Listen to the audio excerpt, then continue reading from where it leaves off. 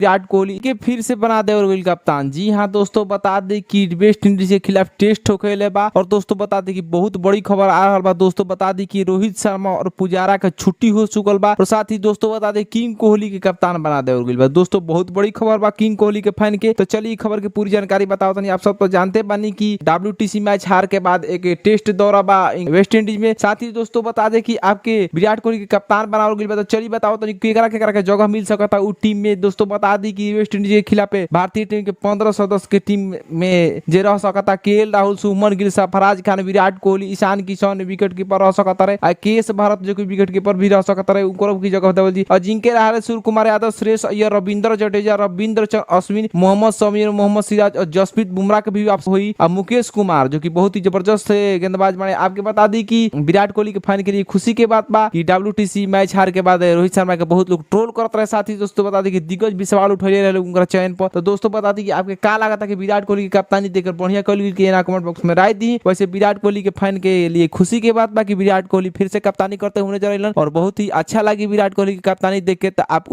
Match के कितना इंतजार करता नहीं कमेंट बॉक्स में राय दी। धन्यवाद।